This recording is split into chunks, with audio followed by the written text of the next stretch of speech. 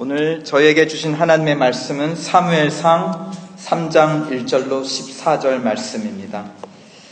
구약성경 사무엘 3장 1절로 14절입니다.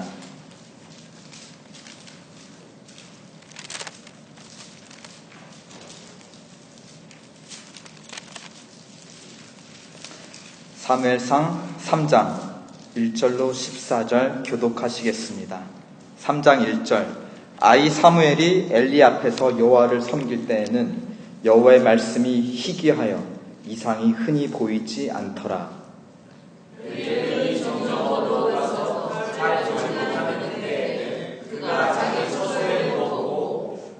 하나님의 등불은 아직 꺼지지 아니하였으며 사무엘은 하나님의 궤에 있는 여호와의 전 안에 누웠더니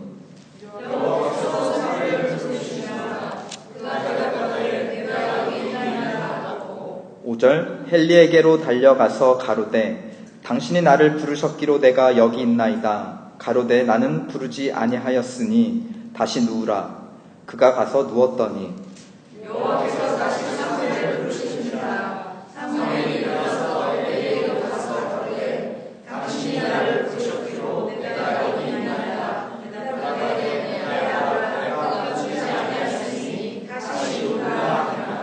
사무엘이 아직 여호와를 알지 못하고 여호와의 말씀도 아직 그에게 나타나지 아니한 때라.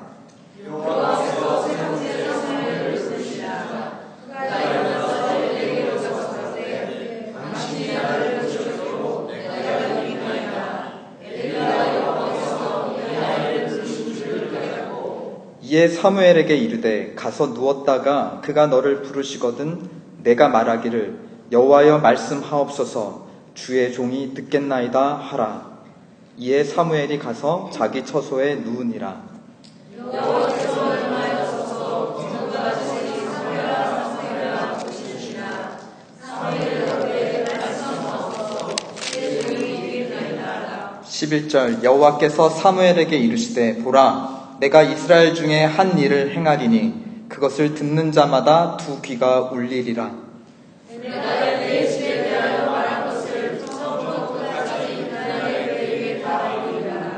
내가 그 집을 영영토록 심판하겠다고 그에게 이른 것은 그의 아는 죄악을 인함이니 이는 그가 자기 아들들이 저주를 자청하되 금하지 아니하였음이니라. 엘리의 집에 대하여 맹세하기를 엘리 집의 죄악은 재물이나 예물로나 영영이 속함을 얻지 못하리라 하였노라. 아멘. 잠시 기도하겠습니다. 하나님 사무엘아 사무엘아 부르셨던 것처럼 오늘 이 밤도 우리의 이름을 불러주시고 주님 내가 여기 있나이다 말씀하옵소서 응답하는 저희들 될 수 있도록 성령님 강권하여 주시옵소서. 감사하며 우리 주 예수 그리스도의 이름으로 기도드렸습니다. 지난 시간 우리가 같이 나누었듯이 사무엘서는 반전의 이야기입니다. 낮은 자가 높아지고요, 높았던 자는 낮아지는 것, 이것이 사무엘상 전반을 흐르고 있는 이야기입니다. 그렇기에 사무엘상은 비교의 이야기이기도 합니다. 한나와 분인나가 비교가 됩니다. 한나는 슬픈 낮은 자였다가 사무엘을 얻어 높은 자가 되었죠. 그러나 분인나는 처음에 높은 자, 나만 아들이 있다라고 자랑하다가 이제 하나님이 한나에게 사무엘을 주자 이 여자는 낮아지고 맙니다. 오늘 본문을 통해서 우리는 또 한 비교의 대상을 발견하는데요. 그것은 바로 사무엘과 엘리였습니다. 이 사무엘상은 굉장히 재밌는 것이 이것이 반전의 이야기고 비교의 이야기다 보니까 이 비교되는 사람들이 어디 멀리 있는 사람들이 아니에요. 그렇죠? 가까이 서로 알고 가까이 지내는 사람들입니다.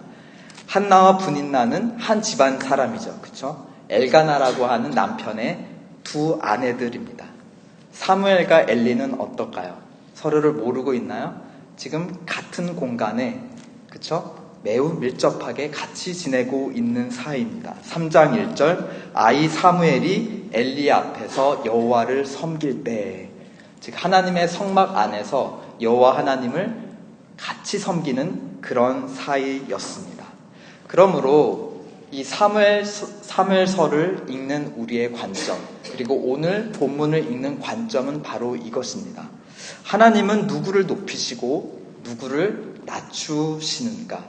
이것이야말로 사무엘서를 관통하는 질문이고요. 또 어떻게 보면 성경 전체를 관통하고 있는 질문이며, 이 말씀 앞에 선 모든 인생을 꿰뚫고 있는 그런 가장 중요한 질문이 아닐 수 없습니다. 하나님은 누구를 높이시고 누구를 낮추시는 반전의 하나님이신가? 오늘 본문에서 하나님께서 어린 사무엘을 부르고 계세요. 3번이나 부르십니다. 그럴 때마다 사무엘은 엘리, 자기가 섬기는 그 성막의 대제사장이자 이스라엘의 선지자이자 또 이스라엘의 시비를 가려주는 다스리는 자 되는 엘리 앞에 나아가서 주님 부르셨습니까? 제가 여기 있나이다 하고 물어봅니다. 하나님께서 4번째 부르셨을 때야 비로소 사무엘은 엘리가 가르쳐준 대로 여호와 하나님 앞에 내가 여기 있나이다 하고 응답합니다. 3장 10절은 하나님께서 4번째 이제 사무엘을 부르는 장면을 이렇게 묘사하고 있습니다. 3장 10절, 여호와께서 임하여 서서 전과 같이 사무엘아 사무엘아 부르시는지라. 여기서 흥미로운 표현이 있는데요. 전과 같이 그렇게 하셨다. 전과 같이 여호와께서 3번 부르실 때에도 사무엘아 사무엘아 부르셨을 뿐만 아니라 그렇게 부르실 때 하나님께서 멀리 먼 곳에서 부르신 것이 아니라 전과 같이 여호와께서 임하여 서서 사무엘이 누운 그 자리에 하나님께서 임하셔서 사무엘을 불렀다라는 것입니다. 하나님은 자기의 사람 선지자를 부르실 때 그 자리에 나타나셔서 부르시는 분입니다. 선지자 모세를 부를 때 출애굽기는 이렇게 기록합니다. 하나님이 떨기나무 불꽃 가운데서 그를 불러 가라사대 모세야 모세야 하시매 모세가 가로되 내가 여기 있나이다. 또 선지자 이사야를 부르실 때도 하나님은 그에게 나타나서 그를 선지자로 부르십니다. 이사야가 이렇게 고백하죠. 내가 또 주의 보좌로부터 주의 목소리를 들은즉 이르시되 내가 누구를 보내며 누가 우리를 위하여 갈꼬. 그때 이사야가 가로되 내가 여기 있나이다 나를 보내소서. 여기 모세와 이사야가 하나님의 말씀을 듣는 여기는 어디입니까? 그것은 광야일 수도 있고 또 이사야가 서 있던 예루살렘의 궁전일 수도 있습니다. 장소는 다 달라요. 그러나 그 여기는 어느 똑같은 여기입니까? 하나님께서 그가 부르시는 자들과 함께 계시는 그 자리, 그것이 광야이든 예루살렘 궁궐이든 혹은 오늘 사무엘을 부르는 성막이든지 상관없이 바로 우리 발에서 신을 벗어야 될 하나님의 거룩하신 존전, 그것이 바로 이 자리인 줄을 믿습니다. 그러므로 그것은 바로 하나님의 보좌가 되는 것이고요. 하나님의 왕되심, 그것을 인정해야 되는 자리이며 동시에 높으신 그 하나님 앞에 서 있는 종된 나의 낮음을 인정해야 하는 자리, 그것이 바로 여기 이 자리인 것입니다. 그래서 전과 같이 임하여서 사무엘아 부르시는 하나님의 말씀 앞에 사무엘은 이렇게 응답합니다. 가로되 말씀하옵소서 누가 듣겠나이다 주의 종이. 왕 되신 하나님께서 여기 계셔 나를 부르시오매 그 앞에 나는 종 되었습니다. 말씀하옵소서 내가 듣겠나이다. 하나님은 이렇듯 말씀하실 때 나타나 말씀하세요. 그렇게 하나님의 말씀을 듣는다는 것은 동시에 무엇을 말하는가, 또 어떻게 말할 수 있는가, 내가 하나님을 대면하여 본다라고 말할 수 있는 것입니다. 흥미롭게도 오늘 본문은 말씀을 귀로 듣는 어떤 청각적 인지 대상이라기보다는 눈으로 보는 어떤 시각적 대상으로 묘사하고 있어요. 굉장히 그것이 재밌습니다. 3장 1절부터 그렇게 표현하고 있는데요. 아이 사무엘이 엘리 앞에서 여호와를 섬길 때에는 여호와의 말씀이 희귀하여 이상이 흔히 보이지 않더라. 이게 지금 같은 표현을 2번 반복하는데요. 이 말씀과 이상을 동일시 하는데 말씀이 혹은 이상이 희귀하여 어떻더라, 잘 들리지 않더라 라고 하지 않고 보이지 않더라 라고 어떤 시각적으로 보이는, 그렇죠? 그런 대상으로 묘사를 하고 있습니다. 그리고 나서 2절에 굉장히 흥미로운 또 표현이 이어지는데, 이스라엘에게 하나님의 말씀을 전하는 선지자이고 제사장인 엘리의 눈 상태에 대해서 얘기를 하고 있어요. 보이는 눈에 대해서. 그 눈이 어떻다고 표현하고 있죠? 점점 어두워 가서. 이분의 노안이 시작되었다는 어떤 그 생리학적 정보를 지금 공개하고 있는 것인가요? 그것이 왜 중요한가요? 왜 한 사람이 눈에 노안이 와서 이제 나이가 들어서 눈이 어두워져 가고 있다는 것을 왜 커다란 시대적 배경, 하나님의 말씀이 희귀하여 이상이 나타나 보이지 않는, 그리고 그 시대를 책임지고 있는 영적인 리더인 엘리의 눈의 상태와 연결해서 1장 2절을 통해 오늘 본문을 시작하고 있는 것입니다. 하나님은 나타나셔서 말씀하신다. 그런데 하나님의 말씀이 희귀하다라는 것은 무엇입니까? 하나님이 더 이상 말씀하시지 않는다. 하나님이 더 이상 그의 선지자에게 나타나시지 않는다. 그와 함께 하시지 않는다. 이것이 바로 엘리의 눈이 점점 어두워져 가고 있다라는 뜻에 담긴 영적인 표현이고 의미입니다. 하나님이 점점 엘리와 멀어지시더라. 사무엘이 새벽 밤중에 3번이나 자기를 찾아온 뒤에야 비로소 엘리는 하나님께서 이 아이를 부르시는구나, 그때서야 이거를 깨닫는 자였어요. 뭔가 영적 감각이, 하나님의 뜻을 헤아리는 영적 감각이, 그 눈이 굉장히 어두워져 있음을 알려주는 하나의 그런 에피소드가 아닐 수 없습니다.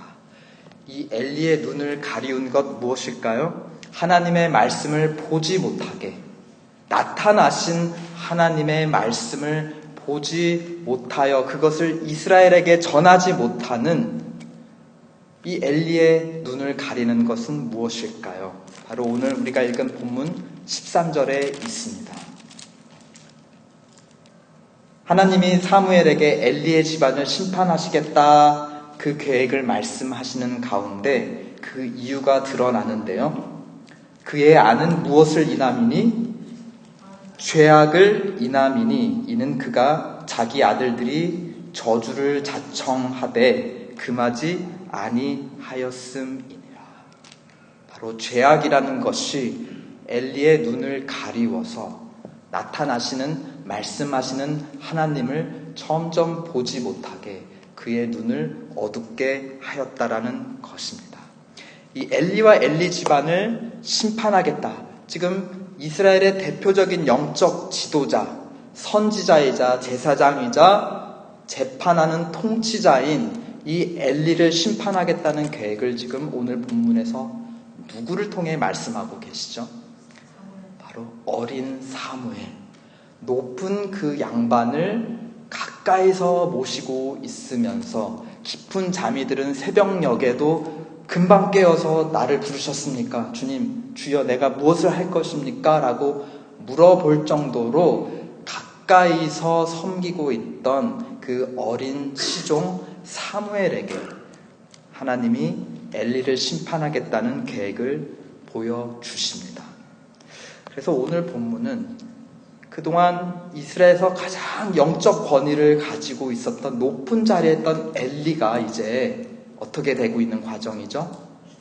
하나님의 심판이 이제 임박하여 낮아지고 있는 그런 과정 중에 그를 섬기고 있던 어린 종 이제 사무엘이 하나님의 부르심을 받아 하나님의 말씀을 대언할 선지자로 세워지는, 그렇게 낮은 자에서 높아지는 그 중간점, 이들이 서로 겹치는 증권 용어에서는 골든 크로스, 그렇죠. 낮아지고 높아지는 것이 딱 겹치는 바로 이 골든 크로스를 포착하고 있는 것이 바로 오늘의 본문입니다. 부르심을 받기 이전 사무엘의 모습을 3장 7절에서 이렇게 표현하고 있어요. 사무엘이 아직 여호와를 알지 못하고 여호와를 체험해보지 못하고 아직 만나보지 못하고, 그 다음 표현 같은 이 만나지 못했다, 알지 못했다는 표현에 같은 의미를 다른 표현으로 한 것이 후반절인데요. 뭐라고 적혀 있죠? 여호와의 말씀도 아직 그에게 들리지 아니한 때라 나타나지 아니한 때. 흥미롭죠? 말씀이 아직 나타나지 아니한 때라. 그렇죠? 하나님은 나타나셔서 말씀하시고 또 말씀하신 것을 반드시 눈에 보이게 이루시는 하나님이시기에 말씀은 들리는 것만이 아니라 눈으로 보이는 것, 나타나는 것이라고 표현하고 있어요. 그러니까 부르심 받기 이전에 사무엘의 눈도 아직은 어떤 거죠? 밝은 건가요? 어두운 건가요? 어두웠어요. 하나님을 알지 못하고 말씀이 나타나지 아니었기 때문에.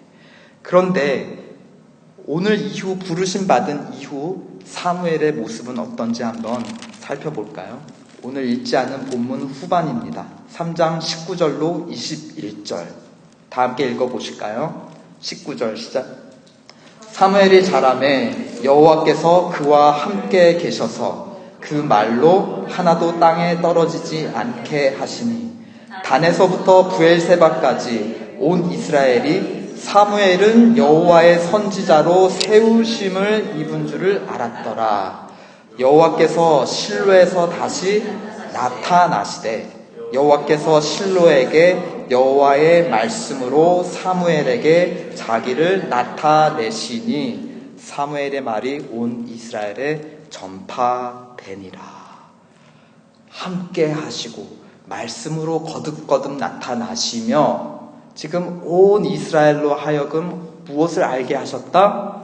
사무엘을 선지자로 높이 세우셨다라는 것을 나타내셨다는 것입니다. 즉 점점 눈이 어두워져 가는 엘리와 비교해서 사무엘의 눈은 점점 어떻게 돼가고 있습니까? 밝아져 가서 하나님의 말씀이 나타나는 것을 보며 그 본 말씀을 지금 이스라엘 가운데 전파하고 있다라는 것입니다. 우리 오늘 본문이 어떻게 시작되었죠? 하나님의 말씀이 희귀하여 이상이 보이지 않았더라. 그런데 이제는 이스라엘 사회 가운데 무엇이 전파되고 무엇이 나타나기 시작했습니까? 하나님의 말씀이. 엘리와 사무엘에게 일어난 반전은 그들에게서만 그치는 것이 아니에요.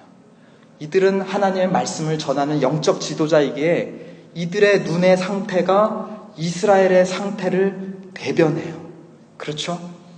엘리의 눈이 어두웠을 때 이스라엘에는 말씀이 너무 희귀해서 나타나지 아니었어요. 이제 하나님이 낮았던 어린 시종 사무엘을 세워서 그에게 나타나시며 말씀을 보여주시고 그 받은 말씀, 본 말씀을 사무엘이 이스라엘에게 전하되 이스라엘 사회 가운데 말씀이 더 이상 희귀하지 아니하고 전파되는 반전의 역사가 이스라엘 가운데 이루어지고 있다라는 것입니다. 다시 가장 중요한 질문, 사무엘서를 관통하는 질문으로 돌아가 볼까요? 하나님은 누구를 높이시고 누구를 낮추시는가? 대답은 이것이죠. 시력이 좋은 사람을 높이시고 시력이 낮은 사람을 낮춰주신다. 우리 안경 쓴 분들은 다 이제 망했습니다. 망했어. 이렇게 되면은, 그쵸? 여러분도 분별하지 못하는데, 제가 어떻게 보이지 아니하시는 그 영원하신 하나님을 볼 수가 있겠습니까? 빨리 쓰겠습니다. 망했습니다. 망했어. 우리 모두 라식 수술이라도 빨리 단체로 가서 좀 받아야 하지 않을까 싶습니다. 예수님께서 산상수훈에서 굉장히 재밌는 얘기를 하셨어요.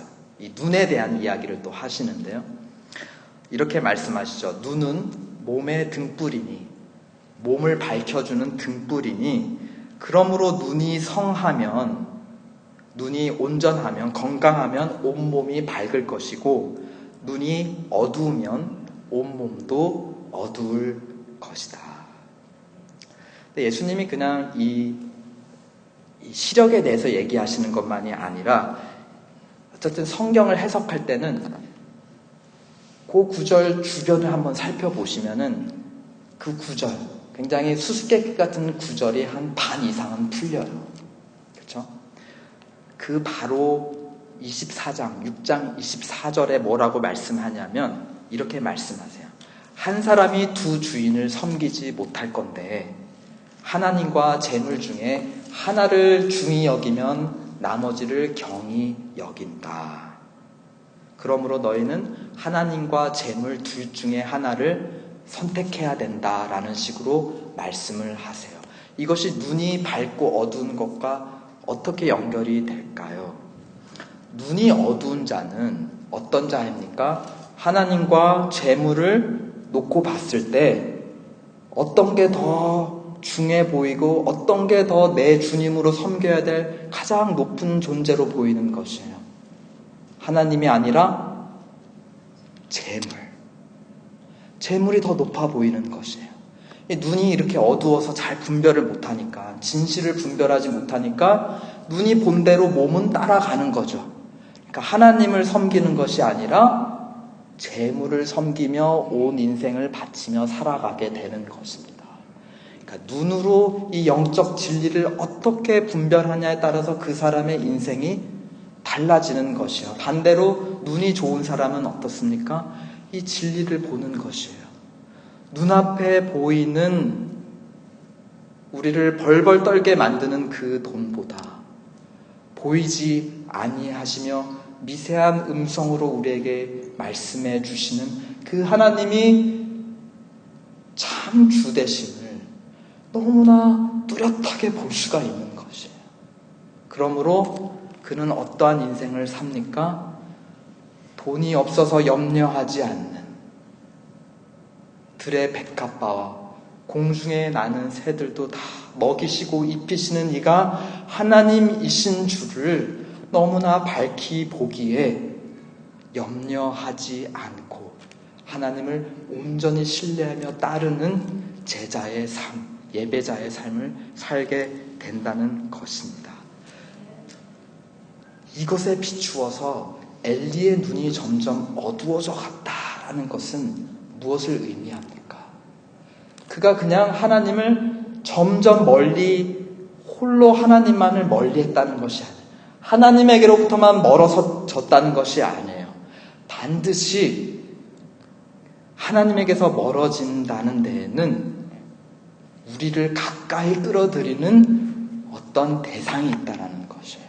우리가 봤을 때 하나님보다 더 이것이 높아 보이고 더 존귀해 보이고 더 힘세 보이는 우리의 목줄을 쥐어잡는 더 큰 권세자가 있기에 하나님으로부터 돌아섰다라는 것은 그 무엇으로 내가 향하여 돌아서 가고 있다라는, 그것을 경배하러 가고 있다라는 뜻이기도 합니다. 그런 면에서 엘리는 하나님보다 그 누구를, 그 무엇을 더 자기의 참 주인으로 여기고 높여 살았다는 것입니까? 그것이 무엇입니까? 오늘 본문 3장 바로 앞장인 2장 29절에 이렇게 말씀하고 있습니다. 한번 같이 읽어보실까요? 2장 29절. 이제 하나님이 엘리가 하도 죄악을 저지르니까 이름 모를 선지자를 보내셔서 이 사람을 꾸짖으시고 빨리 이 죄악의 길에서 하나님에게로 돌이키도록 지금 하나님의 말씀을 전하고 있는 그런 장면입니다. 29절 시작.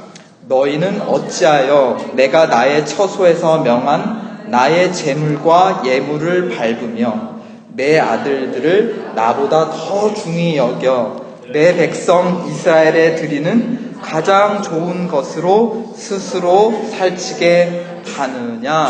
엘리가 눈이 어두워져서 하나님보다 더 존귀하게 여긴 그 무엇이 무엇입니까? 두 아들들. 그래서 이스라엘이 가장 좋은 것을 가지고 와서 가장 좋은 것을 받기에 합당한 하나님께 드린 것을 이 엘리 제사장의 두 아들, 하나님을 알지 못하는 불량자라 하였습니다.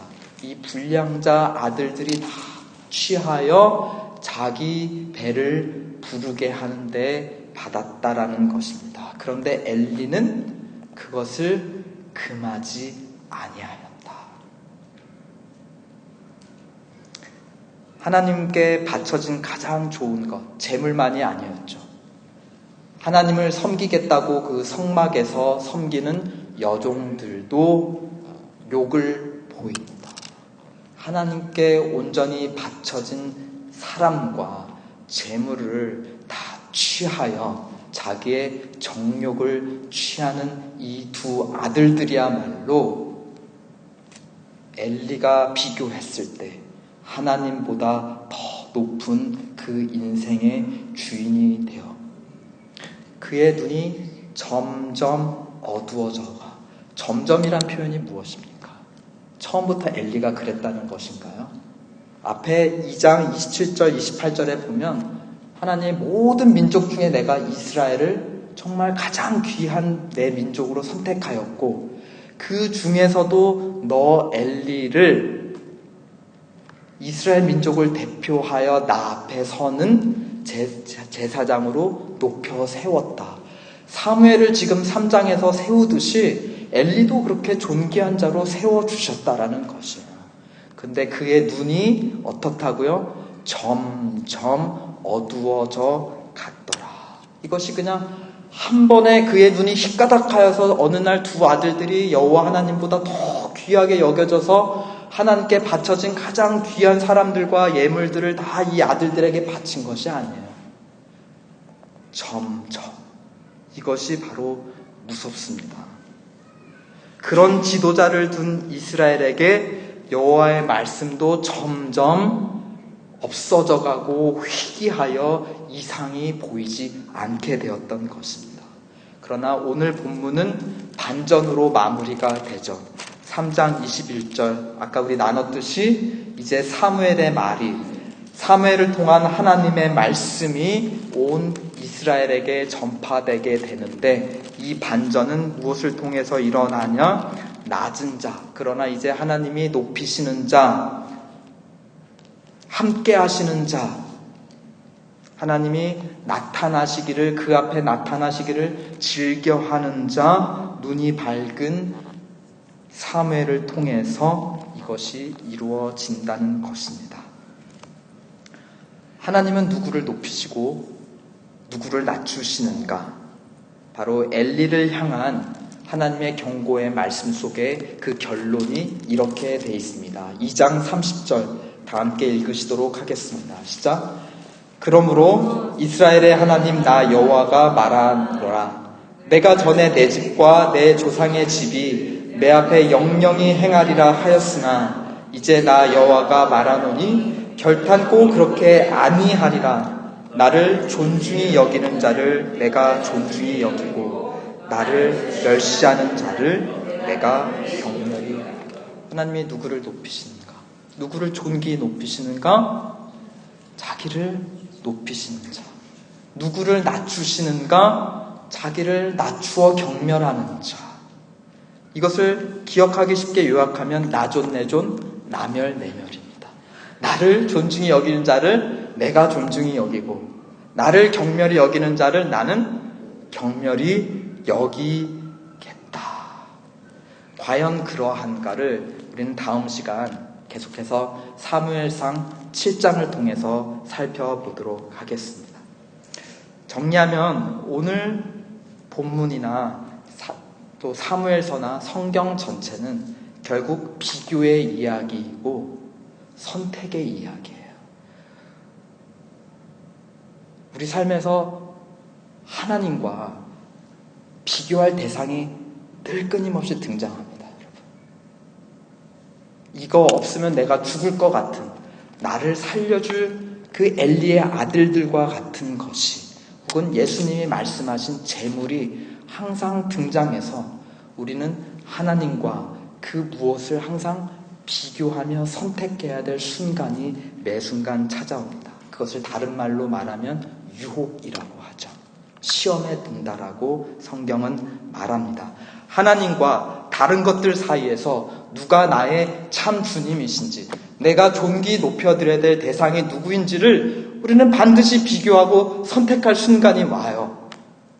그때 항상 옳은 것을 선택하기 위해서 우리의 눈이 밝아야 된다는 말씀을 오늘 본문이 전하고 있는 것입니다.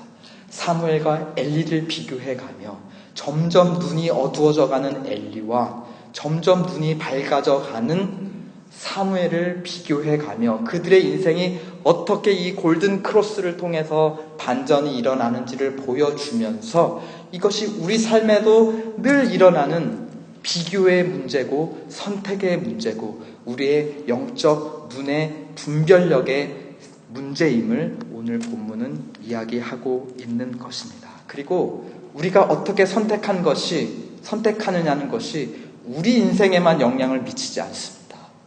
엘리가 어두워졌을 때 이스라엘도 어두워졌어요.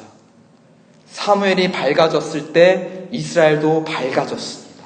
하나님의 역사가 이스라엘 가운데 나타나기 시작했어요. 우리가 선택하는 것에 따라 우리 주위 사람들, 우리가 속한 공동체에 반드시 영향을 미친다는 것입니다. 여러 모양으로 이러한 선택의 순간이 찾아올 때 우리가 기억해야 될 팔자성어는 무엇입니까? 나존, 나멸, 우리 끝나시고 서로 이렇게 주고받아 보십시오.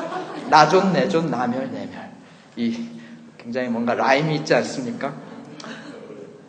그런 순간이 찾아올 때 우리가 하나님 앞에 간구해야 될 것은 주님, 어두운 내 눈을 밝혀주셔서 하늘 보좌에 자정하신 존귀하신 하나님을 보게 하옵소서. 그 하나님 아래에 놓여져 있는 이 모든 만물들을 보며 그 밝은 눈으로 하나님을 알아보고 하나님을 인정하고 존귀 높여드리는 저희들 되게 도와주시옵소서. 그것이 우리가 간구해야 될 바로 믿습니다. 우리 시간 한번 찬송가 어두운 내 눈 밝히사 한번 같이 부르시고 기도하고 마치도록 하겠습니다. 찬송가 우리 간구하는 마음으로 주님, 우리가 항상 이 선택의 순간이 찾아올 때 우리의 어두운 눈을 밝혀주셔서 진리를 보게 하여 주시옵소서. 우리 다 함께 부르시고 기도한 후 마치도록 하겠습니다.